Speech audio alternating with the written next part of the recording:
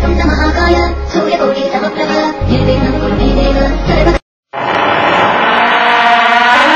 रात होती है तो हम एक दिया जला लेते हैं और उसकी रोशनी में खुद को महफूज समझते हैं, मगर उस रोशनी के परे जो अंधेरा है वो अपने अंदर बहुत सारी कहानियां समेटे हुए है और इन्हीं कहानियों को आप तक लेकर आता है रात के अंधेरे में।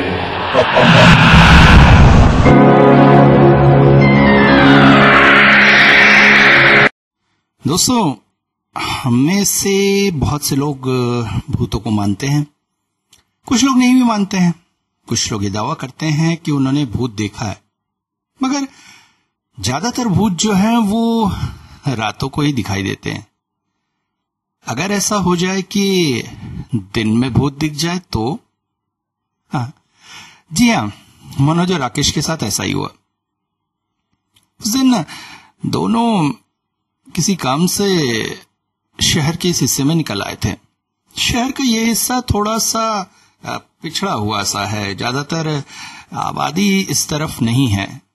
इसके बाद शहर का आखिरी छोर है और फिर दूसरे शहर की सीमा शुरू होती है। दोनों बाइक पर चले आ रहे थे। जब वो निकले थे तो आसमान में बादल घुमड़ रहे थे, मगर ये नहीं सोचा था कि इतनी तेज बारिश आने की संभावना हो जाएगी।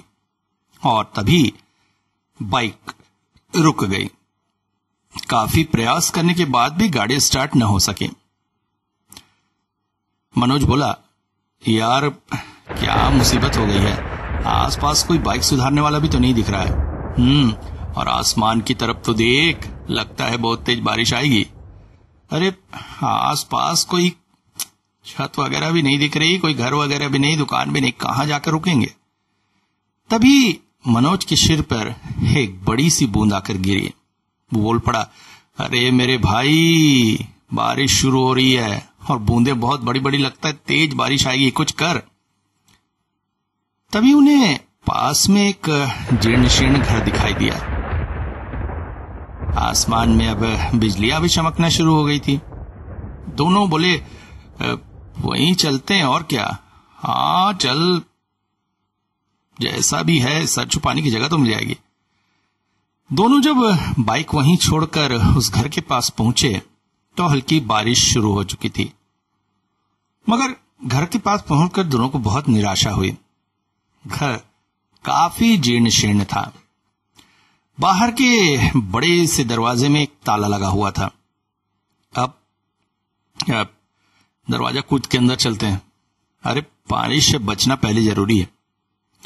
ये सोचकर दोनों दरवाजा कूद गए। सामने बड़ा सा खुला एरिया था जो पूरी तरह से झाड़ी झंझाटियों से ढक गया था। देखने से समझ में आ रहा था कि एक समय यहां सुंदर गार्डन रहा होगा, मगर इन झाड़ियों के बीच से चलकर जाना थोड़ा डरावना लगा। यार सांप बिच्छू होंगे तो क्या करेंगे। मगर अब तक बारिश तेज हो चुकी थी। दोनों दौड़कर किसी तरह उस घर की बरामदे में पहुंचे। तेज हवा के साथ बारिश ने अपना तांडव दिखाना शुरू कर दिया था। ओह, किस्मत से यहां पहुंच गया यार। ठीक ही कह रहा है। मगर बारिश इतनी तेज थी कि उस बरामदे में रुककर ज्यादा समय तक बचा नहीं जा सकता था। इसलिए राकेश बोला, घर को देखकर तो नहीं लगता यहाँ कोई होगा। क्यों ना कोई कमरा खोलकर उसमें बैठ जाया जाए। यार यहाँ तो बीत जाएंगे लगता। अब सही कह रहा है, तो बारिश जिस तरह से है, चल देखते हैं। बरामदे के आसपास काफी सारे कमरे थे, मगर आश्चर्य, जिस भी दरवाजे को धकेला वो अंदर से बंद था। ये कैसा पुराना मकान है भाई, है जिसके सारे दरवाजे अंदर से बंद हैं। मैं भी वही सोच रहा हूँ। लगता है अब यहीं खड़े होकर बारिश का सामना करना पड़ेगा।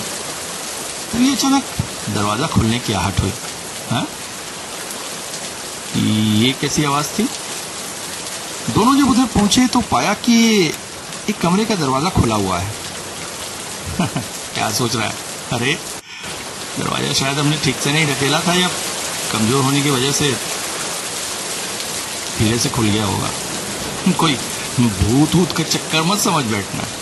वैसे पुराने घरों में आदमी के दिमाग में यही बात आती है। रात का टाइम होता तो एक बार सोचते भी, इस वक्त दिन के 2 बज रहे हैं, चल अंदर चल कर बैठते हैं। दोनों कमरे के अंदर आ गए, मगर अंदर आते ही एक अजीब सी भावना दोनों के दिल में आई।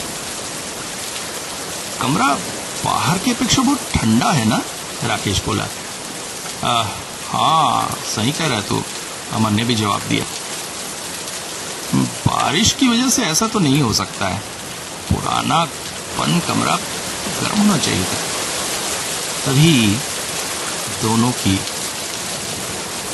दिल की धड़कन बढ़ गई, क्योंकि सामने उन्होंने जो देखा वो किसी को भी आश्चर्यचकित कर सकता था। घर बहुत ही पुराना था, आसपास दीमकों के घर, धूल की परतें छाई हुई थी, मगर घर के एक कोने पे एक खाट था और उस खाट में एक साफ सुथरी चादर बिछी हुई थी। ये क्या? मतलब यहाँ कोई रहता है? मुझे भी ऐसे लग रहा है, मगर कौन है वो व्यक्ति जो घर इतना गंदा होने के बाद भी बिस्तर साफ सुथरा रखता है? घर को भी थोड़ा साफ कर लेता। यार बात तो सही है। थोड़ी देर उस कमरे में रहने के बाद दोनों की हालत खराब हो गई। अमर बोला, अबे यार मुझे तो बहुत ठंड लग रही है यहाँ, अब क्या करें? राकेश ने कहा, हाँ यार मैं भी ऐसा महसूस कर रहा हूँ जैसे सांस ले रहा हूँ तो बर्फ के टुकड़े अंदर जा रहे हैं। इतना ठंडा क्यों है ये कमरा? तभी अमन ने राकेश का हाथ जोर से पकड़ लिया। राकेश कुछ बोलने ही वाला था कि अमन ने उसके मुंह को बंद करते हुए कहा, चुपचाप उधर देख। जैसे ही राकेश ने उधर नजर डाली, वो भी चौंक पड़ा, क्योंकि सामने फर्श पर धूल में किसी इंसान के पैरों के निशान थे।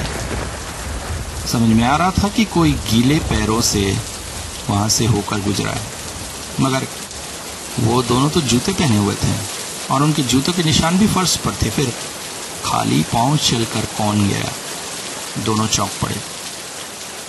गौर से देखने से समझ में आया कि कुछ पैरों के निशान उस खाट से दरवाजे तक और फिर दरवाजे से वापस खाट तक आए। जैसे कोई खाट से उतर कर गया, दरवाजा खोला और वापस खाट पर आ गया। ये क्या है? कौन है जो दिख नहीं रहा है?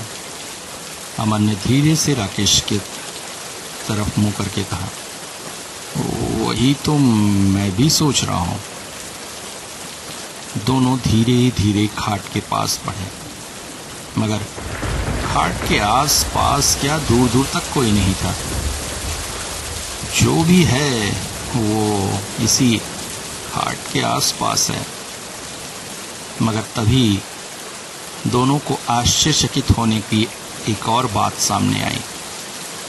उन्हें ऐसा लगा जैसे उनके कानों में कोई कह रहा हो, भाई साहब आप लोग मेरी मदद करिए, एक डॉक्टर बुला दीजिए, मैं बहुत बीमार हूँ, कहीं आ जा नहीं सकता, एक डॉक्टर बुला दीजिए वरना मैं मर जाऊंगा, भाई साहब मदद करिए। कौन कौन? राकेश चीख पड़ा, कौन है? मेरी मदद कर दीजिए भाई साहब। सुनकर दोनों बहुत ही आश्चर्यचकित थे, मगर तभी अमर ने राकेश से कहा, राकेश चल यहां से जल्दी। दोनों दौड़ते हुए बाहर बारिश में ही निकल आए। तेज मूसलाधार बारिश की परवाह किए बिना दोनों गाड़ी के पास पहुंचे। अब तक वो पूरी तरह से भीग चुके थे। अमर बोला, क्या क्या हुआ? क्या तू इस तरह से भागकर क्यों आ गया? तो विश्वास नहीं करेगा, मैंने आवाज सुनकर उस बेड के पास हाथ फिरा कर देखा। ऐसा महसूस हुआ जैसे एक ठंडी सी कोई चीज उस बिस्तर पर रखी हुई है, और महसूस करने की कोशिश की तो एक इंसानी शरीर जैसा महसूस हुआ, कोई लाश जैसी, मगर वहां दिख कुछ भी नहीं रहा था। ओह, ये तो बहुत अजीब बात है। चल चल चल जल्दी यहाँ से। दोनों गाड़ी को घसीटते हुए, बारिश में भीगते हुए वहां से जल्दी जल्दी चल पड़े। कुछ ही दूर चलने के बाद अचानक एक बाइक रिपेयरिंग की दुकान दिख गई। दोनों वहां पहुंचे और गाड़ी बनवाने लगे। मैकेनिक ने थोड़ी ही देर में गाड़ी स्टार्ट कर दी। अरे साहब, इसमें कोई बड़ी गड़बड़ नहीं थी, कैसे बंद हो गई? क्या पता, स्टार्ट ही नहीं हो रही थी। ओह ठीक है, आप जा सकते हो। वैसे आप लोग तो पूरा भीग गए। अब तक बारिश बंद हो गई थी। दोनों आश्चर्यचकित थे कि तभी अमर के दिमाग में एक बात सूझी। उसने मैकेनिक से पूछा, एक बात बताओ, वो उधर वो पुराना सा मकान किसका है? वो अरे वो तो रायबाड़ी के नाम से यहाँ जाना जाता है। कुछ बंगाली लोग वहाँ रहते थे। अभी कोरोना फैला ना, तो उस घर के लगभग सभी सदस्य बीमार पड़ गए, और भगवान का खेल देखिए, सभी मर गए। तब से वो मकान खाली ही पड़ा है। करीब 2-3 महीनों से तो ऐसे ही पड़ा हुआ है। वहां कोई रहता नहीं है? नहीं, अब जहां तक हमें पता है वहां तो कोई नहीं रहता है। दोनों सुनकर एक दूसरे का चेहरा देख रहे थे। तुरंत ही गाड़ी स्टार्ट की और वहां से निकल लिए।